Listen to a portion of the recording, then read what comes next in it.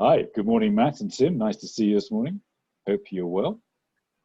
Good morning, Chris. It's great to be online with you. Good morning, Chris. Yes, thank you for inviting us. No, it's a pleasure. Now, you've set up the culture experiment in recent times, so tell me why. Let's start with that. Well, it feels like we're all living one big experiment right now. I mean, I think anyone who pretends they've got the answers is probably kidding themselves and kidding other people. I think we live in unprecedented times. All the cliches, the only constant is change.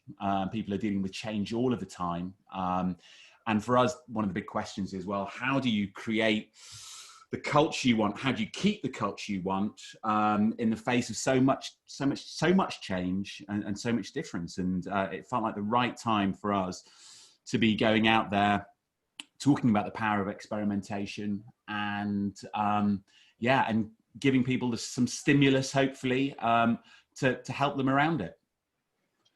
Tim? Yeah, so we set it up with the real single purpose about reinventing the way we do business and helping people to be able to recognize that people come first. And once you glean that aspect and you bring that to life in the forefront of everything that you do, then anything is possible through experimentation or co-creating or innovating together.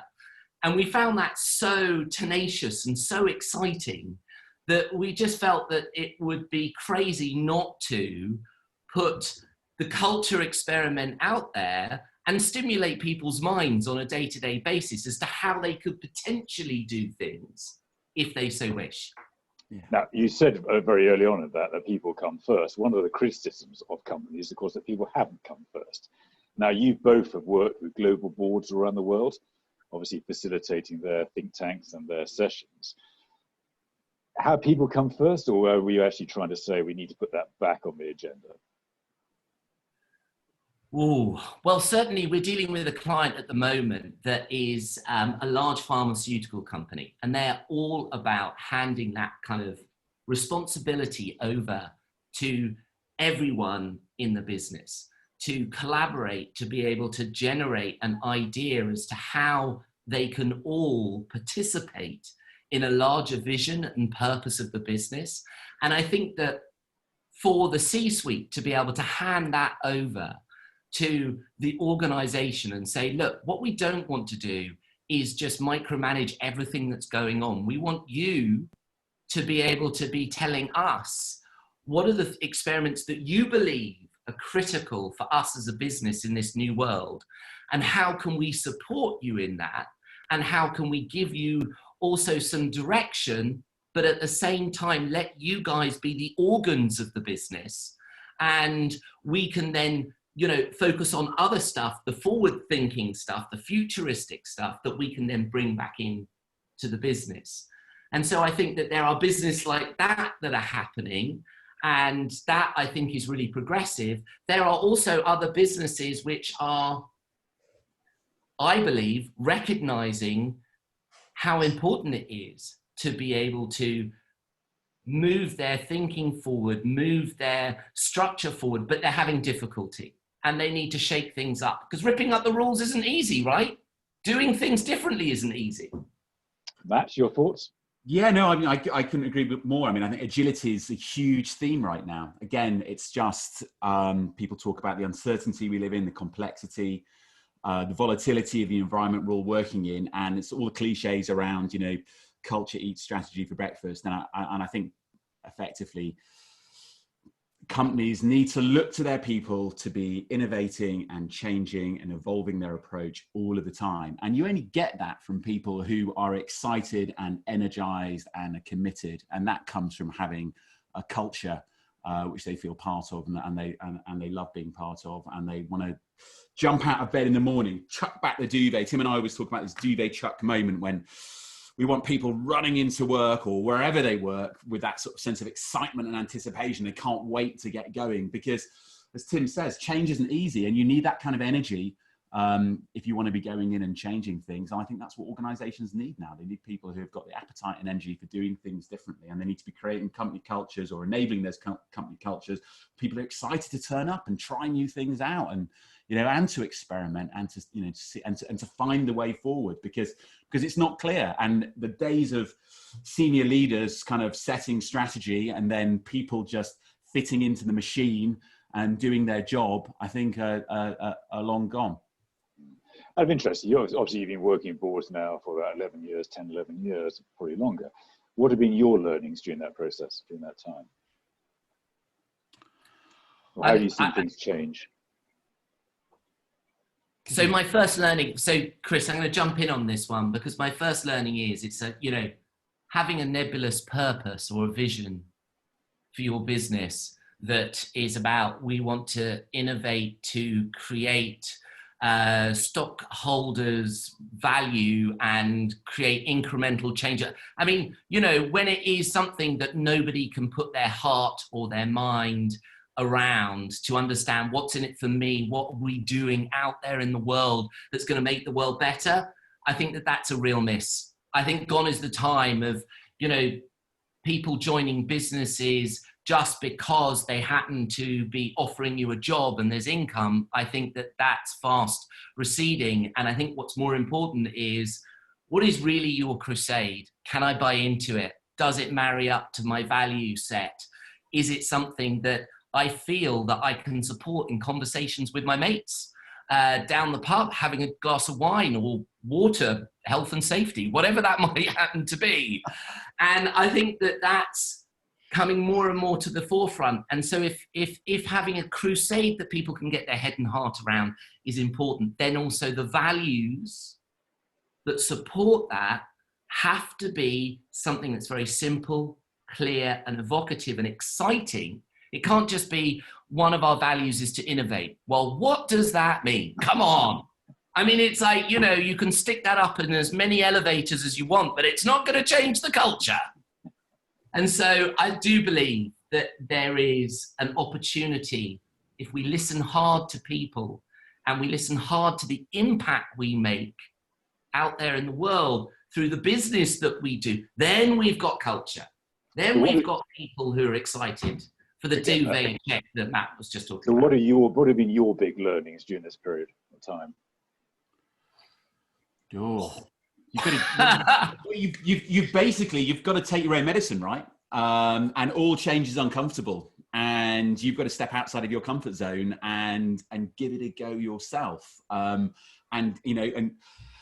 get over all of the fears and anxieties that you might be having about trying to do things differently. And I think all of this kind of comes from the top. I mean, I think,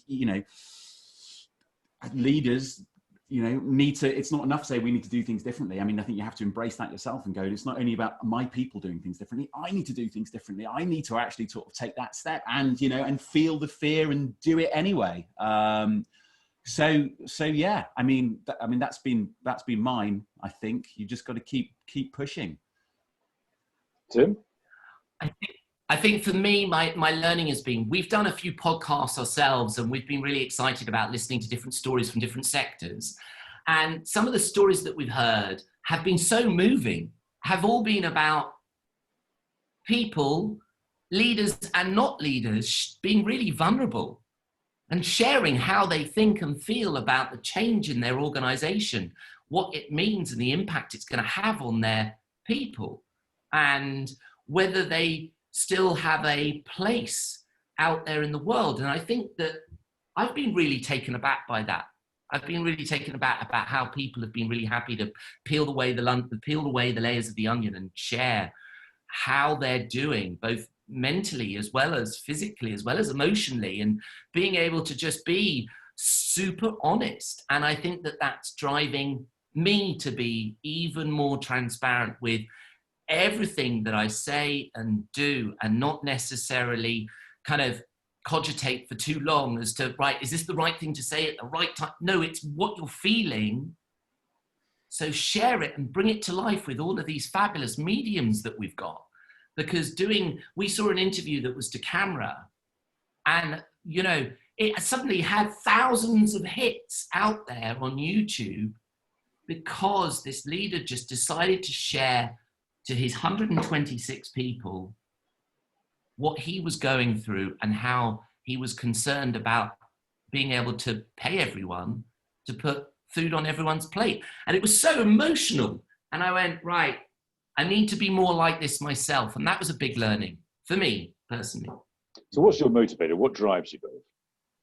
Because you have to, because obviously we had an event yesterday with yourselves. You do have to put yourselves out there and get everyone engaged, don't you? So, and that's a tough ask. So what is it that motivates both of you? Oh, wow. It's an interesting one. Fear. It's often a great motivator, isn't it? Yeah, I mean, it's the excitement of doing new things. It's people. It's the opportunity to connect with people. It's the opportunity to make a difference. Those kind of things motivate me. Tim motivates me. It's the opportunity of getting to work with a good friend who will always poke you in the ribs and tell you when you're going wrong. Those things are motivating. But yeah, stuff like that. How about you, Timmy? So, Maddie, bless you. I feel exactly the same about you, my friend. Just so you know, we're going to have a man love fest here, a bromance online.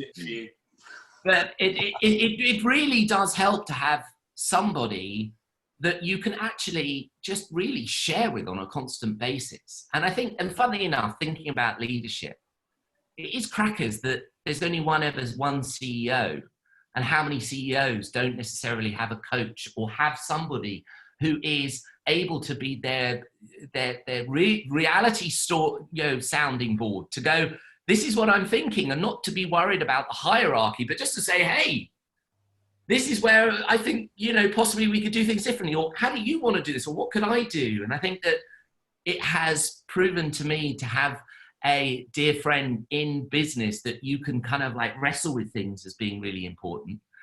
And I think at the heart of everything that we do, well, certainly what gets me out of bed in the morning is just humanity. I know that sounds really ethereal and just like really kind of very hippie, but the human spirit to learn, the human spirit to do things for others, the human spirit to create, and to create something for other people to be able to engage with and in, and how that then changes people's hearts and minds. That excites me. Even talking about it, I've got pins and needles and kind of goosebumps, because I think it's every piece of work we take or get involved with, we say, right, okay, what impact is this going to have on the people we're going to be sharing or delivering this to? And how can we dial that up? And Matt's constantly kind of saying to me, okay, so what that's what we think now, but what's the power of 10 for that? What's that going to look like? What's the best form of that moving forward? And I constantly think, God, you're right. We've got to challenge ourselves, because if we allow ourselves to languish too long in the kind of like the bucket of, the world that we're living in right now, then we're going to miss everything. And then we're not creating that excitement and energy and focus. And we have to tip over that bucket and look at the water again and go, well, what could we be doing? How could we kind of make things to the power of 10? No, it's clear you both play different roles. I mean, clearly you're the innovator, Tim. You love innovation. Matt, if I'm correct, you love trust and communication. You think trust is a big thing. Is that fair? I think trust is at the heart of everything, really. And I think you need that to innovate. I think when you share a new idea with somebody, you're sharing a little piece of yourself, and it takes, and you have to trust the people around you to be able to do that. And I think that's going to be one of the biggest challenges of this kind of environment about, the virtual digital environment. Well, how do you build a relationship and trust in those kind of environments so people feel comfortable actually putting a little piece of themselves out there? And of course, it all starts by being vulnerable yourself and being up for sort of sharing a little bit of yourself. And by sharing a bit of yourself, other people are more prepared to share something of themselves. And then through that, a relationship of trust is built. And then you can start to share those ideas and build them together. So yeah. And are you seeing that? Because actually trust has been one of the big debating points, hasn't it? In management theory now over the last 5 years, the lack of trust. Are you seeing there's more trust building or people wanting that trust? I think it's a human instinct, isn't it? I mean, I think people crave meaningful and genuine connection, and that's what they want.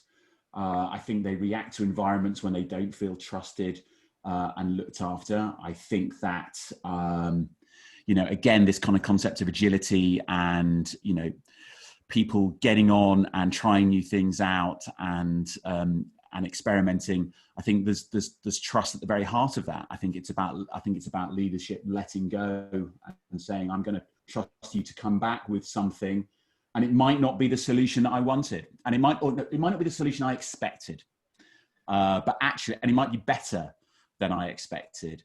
But I'm going to trust you to kind of get on with it. And one frame that Tim and I have got when working with leadership groups is actually, if you're going to set a challenge for a group of people, that challenge should be so carefully defined and all of the input should be given to those people at the front that you're prepared to like pre-sign off their output.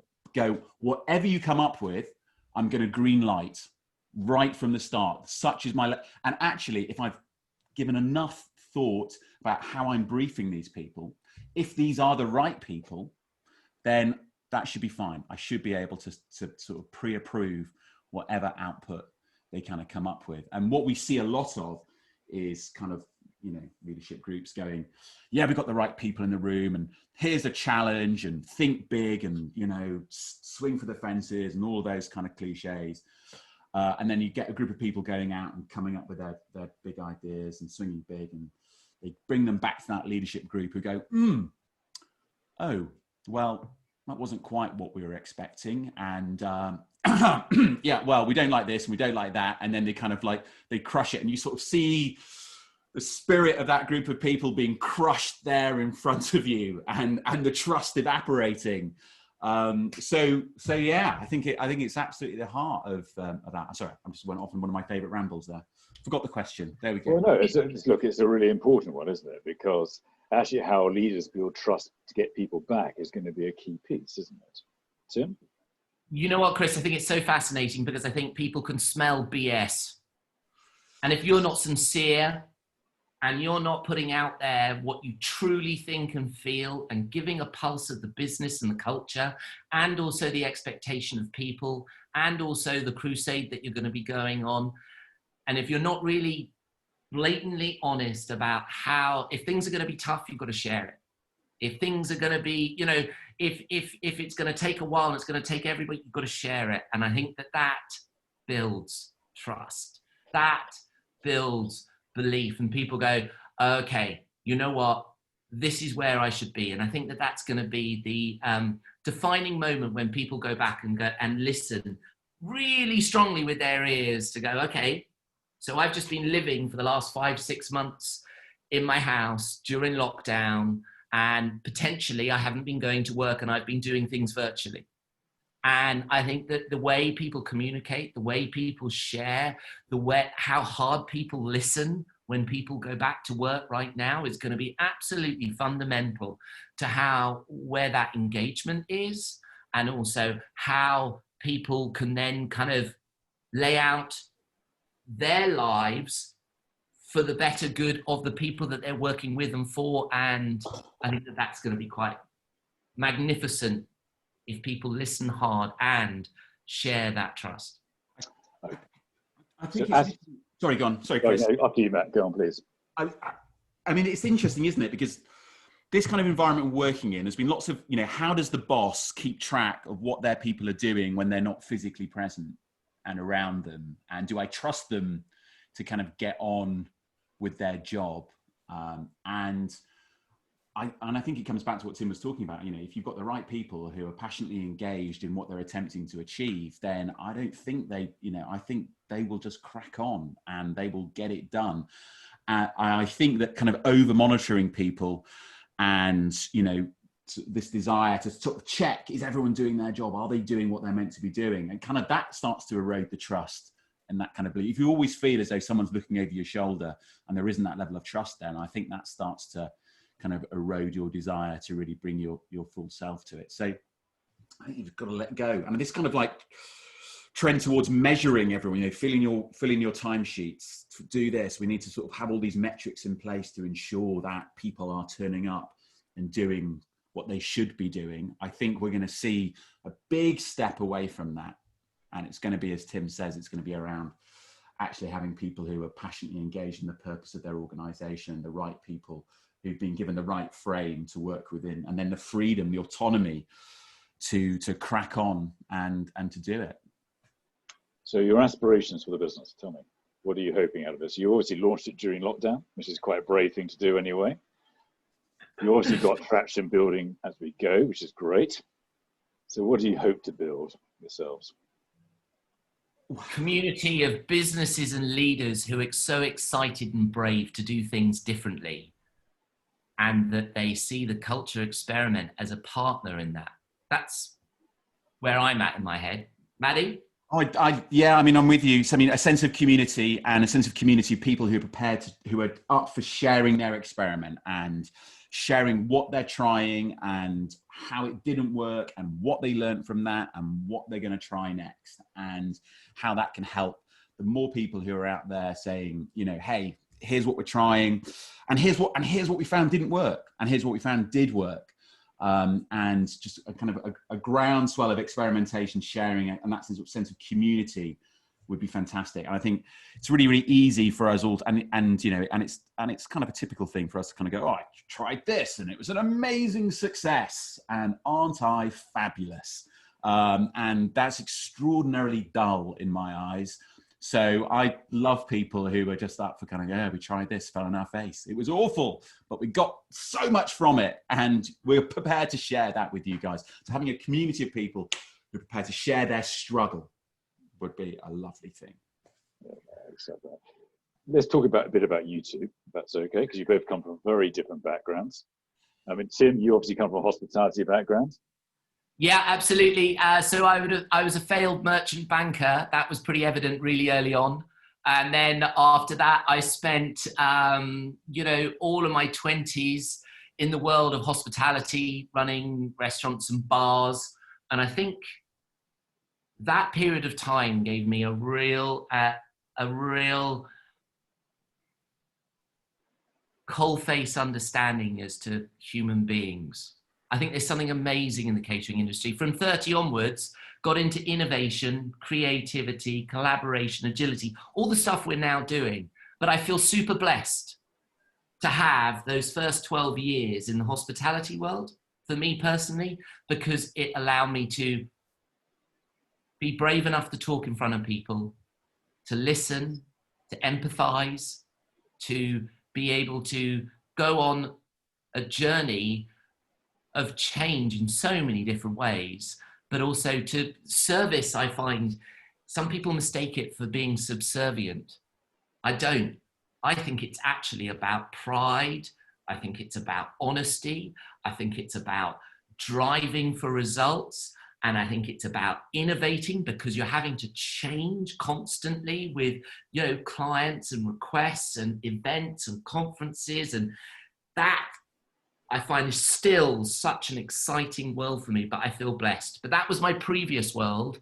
And then, I drew that really strangely into everything that I did, or I thought was strange, but you would think actually because it's innate in you and because you need to use all of these wonderful stepping stones in life to then take you on this journey. But that's a touch of me.